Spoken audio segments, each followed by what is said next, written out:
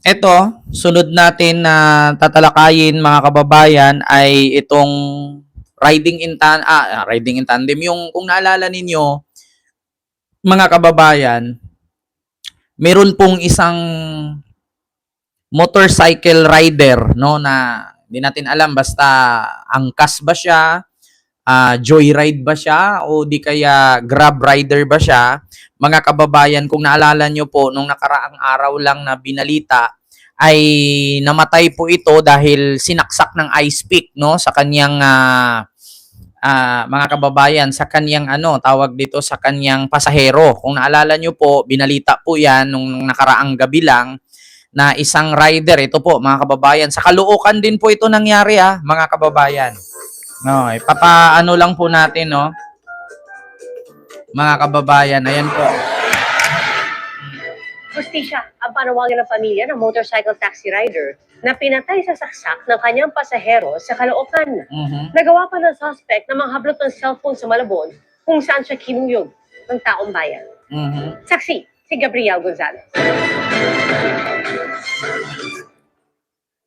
So, paalala lang mga kababayan, ito po yung Move It rider, no? Motorcycle taxi driver is siya po yung Move It driver, no? So, sa mga mahilig po diyan mag-angkas, no, or mag-move it or mag-grab na yung pabilisan walang traffic, ito po, ganito po siya. So, kumbaga, namatay po ito dahil sinaksak po ito ng ice pick, no? Sa di natin alam kung dito yata sa lieg or dito yata sa gilid, no? So, ito, continue natin. 1:30 na madaling araw nitong Sa Martes, Caloocan din binaba po ng yan. motorcycle taxi rider ang kanyang pasahero sa Kaunlaran Village, Barangay 20, Caloocan. Pero ilang sandali pa, biglang sinaksak ng pasahero ang rider gamit ang ice pick. Napuruhan ang 46 anyos sa biktima sa tagiliran. Nakatakbo pa. Nakawala kalaunan ng biktima at nakatakbo palayo. Ayon sa mga saksi, sinubukan nilang tulungan ng rider pero pinagbantaan umano sila ng lalaking nanaksak. Hinahabulin namin. Kaso, yung rider, sabi sa akin na papariling kita. Sabi ko, okay, putok mo. Tapos biglang, na siya, sumakay sa motor. Mabilis na pagpatakbo. Tinangay ng sospek ang motorsiklo ng biktima na naisugod pa sa ospital pero nasawi kalaunan. Ilang oras matapos ang insidente, cellphone naman ng isang lalaki sa Malabon ang pinuntirya ng parehong sospek. Sinubukang tumakas ang sospek pero nahabol at binugbog ng mga residente. Na-recover ng pulisya ang ginamit na ice pick ng sospek at ang motorsiklo ng napatay na rider. Ayon sa mga pulis, gawain na umano ng 43 anyos sa sospek ang pagnanakaw ng mga motorsiklo ng mga nasasakyang motorcycle taxi. Nasangkot din umano ang sospek sa isa pang insidente ng motor napping sa Malabon noong July 11. Usually sa mga madaling araw, gabi siya lumalakad. Kung sino yung makita niya sa daan, ino-hold up niya. Saka kukunin yung motor. Nakakulong ang sospek sa Malabon City Police Station at maharap sa mga reklamong paglabag sa New Anti-Kidnapping Act of 2016, robbery at homicide. Depensa ng sospek, hindi niya intensyong patayin ang nabook na rider sa Caloocan. Nabigla lang po ako. So, yun po mga kababayan, kung naalala nyo po, ito pong nanaksak or pumatay po nung motorcycle taxi driver, no, ay sa mga hindi po nakakaalam, kasi kung naalala ninyo, sinisisi po ng mga DDS, no, si PBBM. So, sabi nga ni Daryl Yap, kung naalala ninyo, sabi ni Daryl Yap, so yung presidente daw na gustong safe ka maglakad sa hating gabi na walang krimen mangyari sa'yo ay ipinatapon daw ni PBBM sa dahig at pinakulong. Sabi ko nga kahapon, ang sinabi po niya na maglakad, sabi po ni Digong, yung maglakad ng safe ay ang Davao. Hindi naman sinabi ni Digong na buong Pilipinas. Ngunit mga kababayan, ito po, no, sa sobrang paninisi po nitong mga DDS kay PBBM dahil sa krimen na nangyari, ay nawawmali po sila. Bakit mga kababayan? Kung naalala nyo po, ito po kasing lalaking ito, mga kababayan na, wait lang na nanaksak, no? At pumatay ng rider ay isa pong DDS. Kung naalala nyo po, no, siya po'y isang DDS. Kaya sa mga DDS po dyan na naninisi kay PBBM at sinasabi ninyo na dahil sa weak leader at yung presidente ninyo na pinatapon daw sa dahig, yung presidenteng gusto lang naman na safe kang maglakad ng hating gabi, ay hindi po siya, no? Hindi po siya nakakaalam na yun pong nang hold up na yun at yung nanaksak na yun ay isa pong DDS. No? Kung napansin niyo po mga kababayan, ayan po siya. No? Ayan po, klarong-klaro, hindi po yan edited, hindi po yan AI. Kasi sa totoo lang mga kababayan, vlog po yan ng isang vlogger na ini-interview niya at siya po yung nanaksak mga kababayan. So siya po ang nanaksak. No, siya po yung nang hold up na nang agaw ng motor na pinatay niya yung isang motorcycle taxi driver, no? Siya po ay DDS. Kaya sa mga DDS po diyan na biniblame niyo si PBBM, mahiya-hiya naman po kayo kasi ang pangalan po niya dito, Katakutan Jeffrey Manlapas, Raviri, July 14, 2026. So, siya po ay DDS. So siya po ay DDS mga kababayan. Kung nakita niyo po, at actually, nagkalat na po ito ngayon sa social media, sa SOCMED, sa Facebook, sa TikTok na bakit daw ibiniblame, no? Sabi nga ni Daryl Yap, yun daw presidente na gustong maglakad ka ng safe sa hating gabi ay ipinatapon daw ni PBBM. Kaya daw dumadami ang krimen. Sa pagkakaalam ko, yun lamang gumawa ng krimen, mga kababayan, ay isang DDS. So, saan nga ba mga kababayan, saan nga ba kumukuha ng kapal ng mukha at lakas na loob itong DDS na nanaksak ng isang motorcycle taxi driver? No? Mga kababayan, kanino ba magmana yung Move It, no, na rider na sinaksak ng ice pick? So, isa palang DDS yung nanaksak. Tapos itong mga DDS, ang isinisisi nila ay si PBBM. So, paanong nangyari kay PBBM yan? DDS ang pumatay. Di ba? DDS nga yung pumatay. Kasi ang sabi kasi mga kababayan ni Daryl Yap dito sa kanyang post, ito po yun, no, mga kababayan, no, hanapin natin yung post ni Daryl Yap. No, ito yung post ni Daryl Yap kahapon. Mga kababayan. No, ito. Wait lang ha. Ito po siya mga kababayan, post ni Daryl Yap. Ayan. Kung nakita nyo po, ayan po siya, no?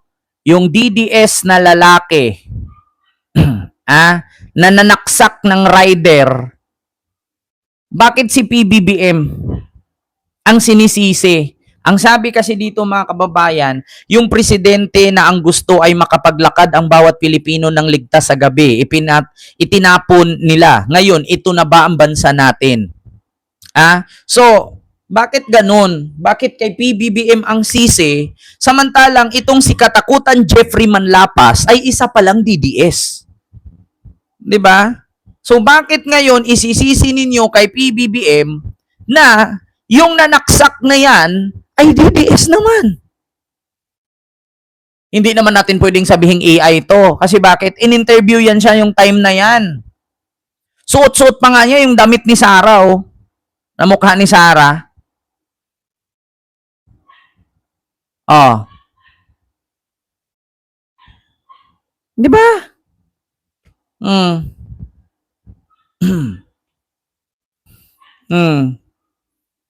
Life is important. If you can't be protected, break up with Kent. Sabi, break up with BBM Kent. Kasi life is important. Actually, mga kababayan, ganito lang naman sa akin. Kung ano lang naman kasi yung news, ayun lang naman ang binabasihan ko. Hindi naman tayo gumagawa-gawa ng fake news dito eh. 'Di ba? So, ngayon, nawaw mali mga kababayan, ang mga DDS, isa na si Daryl Yap, nawaw mali dito kasi DDS pala itong lalaking nanaksak ng Move It rider, no? Yung pasahero daw di umano siya, sabi nga ng PNP ay mahilig daw itong mangbiktima, no? Na kung saan sasakay siya ng madaling araw, mag-book siya tapos huhold upin niya yung mga nasasakyan niya. So ngayon ang tanong, bakit kay PBBM ang sisi samantalang kapwa nyo naman DDS yung nanaksak at nang hold up? 'Di ba? So klarong-klaro. Yeah? Mga kababayan. Anong masasabi natin? Kay PBBM ang sisi. Kay PBBM na naman, katulad nito sa pagkamatay ni Mima, sino na naman ang sisihin dito? Si PBBM na naman ba? Alam niyo sa totoo lang mga kababayan, no, yung patayan ngayon sa administrasyon ni PBBM, wala pa sa kalingkingan yan sa patayan noon nung administrasyon ni Digong. Kung naalala ninyo mga kababayan, magugulat na lang tayo sa balita, kaya nga ipinasara nila yung ABS-CBN eh. Kaya nga nila ipinasara yung, di ba kung naalala nyo, pinakulong nila si Maria Risa ng Rappler.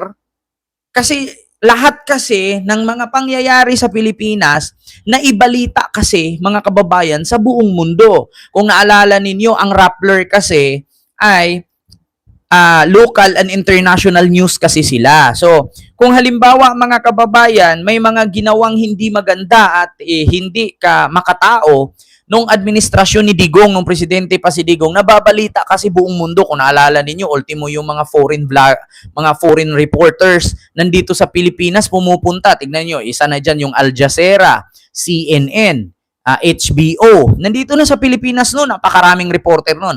Kaya nga yung big network dito sa Pilipinas, yung ABS-CBN, Channel 2, pinasara nila. Kasi bakit mga kababayan? Kasi kung hindi nila ipasara yon, talagang mabubunyag, no? Ang ginagawa ni Digong na tinatawag nating AGK or tukhang-tukhang. Kaya isa sa rason, ipinasara nilang ABS-CBN, ginawaan nila ng issue na hindi daw nagbayad ng tax, samantalang penalty lang naman yun, o ngayong nabayaran na, ang sabi ni Digong, kung ako sa inyo, ipagbenta nyo na lang yan. Sabi niya. So sa madaling salita mga kababayan, no? Ay talagang plano talaga nilang ipasara ang ABS-CBN para hindi mabulgar ang baho ni Digong. 'Di ba? Kung nakikita ninyo, naalala ninyo, ABS-CBN, tapos yung Rappler, kasi alam naman natin mga kababayan na yung ABS-CBN kasi ay hindi nila ka-breaks. Giyak. Ayan, maraming salamat po. Praying for all government vlogger for safety. Salamat po ma'am sa yung super chat. 'Di ba? So, ang nangyari mga kababayan, ipinakulong si Maria Risa. Tapos ending, yung kaso ni Maria Risa na absuelto, na binasura ng Korte Suprema. Kasi nga, hindi naman malakas. At wala namang proof. So, pagkatapos nun, yung ABS-CBN, pinasara din nila kasi nga alam nilang wala silang matago doon eh. Wala silang, nare-record kasi mga kababayan, no? Nare-record kasi sila, nabubulgar sila whole world. Kaya isa sa rason kung bakit pina-shutdown nila ang ABS-CBN. Kaya ngayon, mga kababayan, ayun ang nangyari. Na, kung tutuusin na, ngayon kasi laging inaano ng mga DDS na noong panahon daw ni Digong, safe daw ang Pilipinas, noong panahon ni Digong, wala daw krimen. Natutulog ba kayo? Nung panahon ba ni Digong, na amnesia ba kayo ngayon? Kung iisipin ninyo, mga kababayan, nung panahon ni Digong, kada gabi, pagbalita ng news outlet, may salvage dito, may binalot ng karton, may binalot ng scotch tape, nilagay sa sako, may nakasulat, "Huwag tularan, adik ako." Tapos minsan makikita nyo, sinalvage doon, tinapon dito, tinapon doon. Minsan yung mga magulang, nagugulat sila, hindi na nakakauwi yung mga anak nila. Tapos may mga bata na dadamay, mga estudyante, sangkot, pag naghubad ka, mapagkamalang kang adik, tumba ka. Diba? Mas marami nung panahon ni Digong Mas maraming krimen nung panahon ni Digong. Kaya ngayon yung mga DDS, kung makapaglinis kaya, akala nyo, perfecto kayo. Kung panahon ni Digong, ang daming patayan nun. Gabi-gabi, kada balita, tumba dito, tumba doon. Diba? Ito pa ang pinaka nakakatakot sa panahon ni Digong na ang sabi nga ni Daryl Yap, maglakad daw ng safe ng gabi. Parang wala naman yatang ganun. Paano hindi kasi paglakad ng gabi, naka-lockdown yun. Wala ngang pwedeng lumabas kasi lockdown nga. Tapos ito pa ang nakakatakot mga kababayan, kapag nakahubad ka, tapos may tattoo ka, tapos nakita ka ng pulis, mapagkamalan kang adik, matutukhang ka di oras eh. Ayon nga sa pag-aaral at sa statistic na nagbibilang, 31,000 ang namatay. 31,000 ang natumba sa loob ng 6 na taon. Kasi kung hindi totoo yan, bakit si Digong nandun sa dahig ngayon at hindi makakauwi? Kaya wag po tayong magmalinis, no? Wag po nating sabihin na malala ang krimen sa panahon ni BBM. Kung i-compare mo yung patay, no, at yung krimen ngayon, kadalasan naman sa mga gumagawa ng krimen, yun naman yung walang respeto sa presidente. Kadalasan naman sa gumawa ng krimen, katulad nito, yung nanaksak ng motorcycle taxi driver, yung Move It, DDS. So bakit mo isisisi kay PBBM yan? DDS nga yung nanaksak. Hindi naman natin maitanggi kasi suot-suot pa niya yung damit. Kung saan yung rally, doon nagsasalita pa nga siya doon sa mismong rally. Di ba?